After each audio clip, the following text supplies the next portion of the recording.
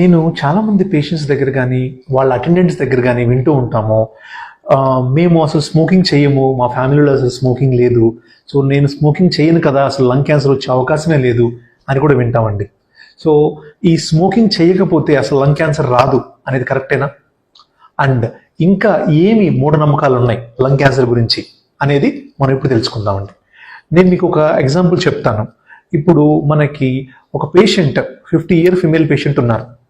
ఆవిడ normal routine life తీసుకున్నారు, house wife, first నుంచి కూడా హౌస్ వైఫ్, ఇంట్లో పిల్లలు ఉన్నారు, పిల్లల్ని పెంచారు, పెద్దవాళ్ళు చేశారు, అంతా జరిగిపోయింది, నార్మల్గానే ఉంది.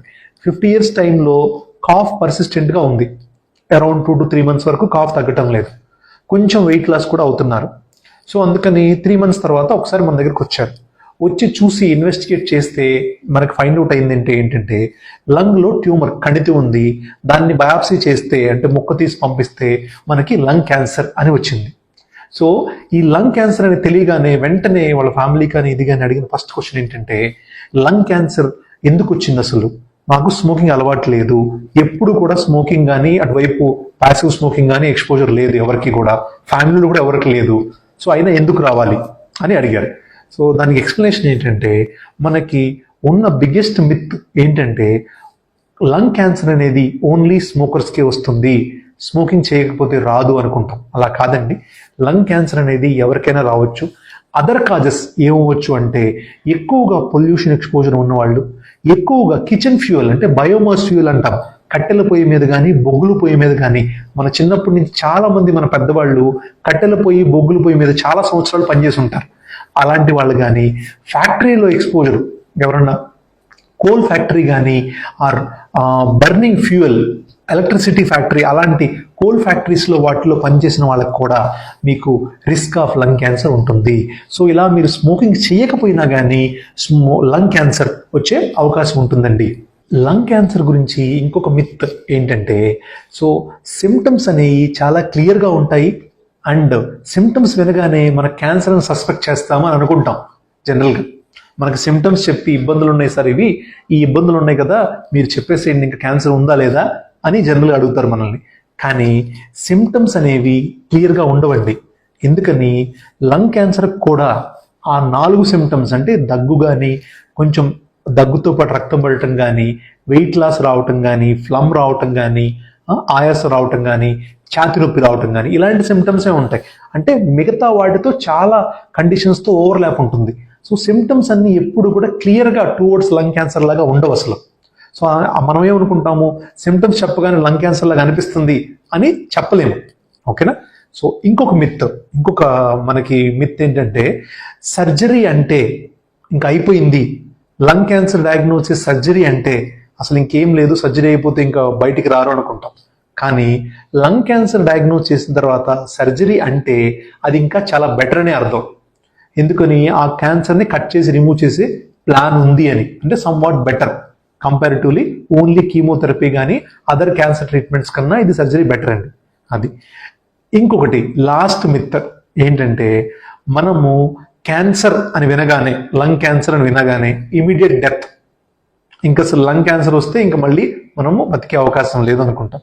కానీ మనము రీసెంట్ టెక్నాలజీస్ అంటే బ్రాంకోస్కోపీ ద్వారా కానీ, డిఫరెంట్ మెథాలిటీస్, ఈబస్ టెక్నిక్ ద్వారా కానీ, or cone beam CT technique ద్వారా కానీ, రేడియల్ ఈబస్ టెక్నిక్ ద్వారా కానీ, ఇలాంటి అడ్వాన్స్డ్ మెథడ్స్ ఉపయోగించి లంగ్ క్యాన్సర్ని మనం ఎర్లీగా డిటెక్ట్ చేస్తున్నాం ఇప్పుడు.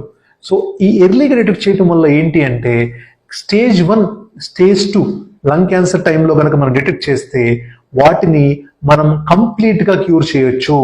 ఓకే అండి, ఇప్పుడు మీకు మిత్స్ క్లారిఫై అయిపోయాయి కదా. మిత్స్ ఏంటి, దానికి పర్ఫెక్ట్ ట్రూత్ ఏంటి అనేది నేను చెప్పేశాను. అయిపోయిన తర్వాత ఇప్పుడు మనము ఏ ప్రాబ్లం ఉంటే వార్నింగ్ సైన్స్ లాగా తీసుకోవాలి, ఇమీడియట్గా లంగ్ క్యాన్సర్కి ఎవాల్యుయేషన్ ఎప్పుడు చేయించుకోవాలి అనేది చూద్దాం.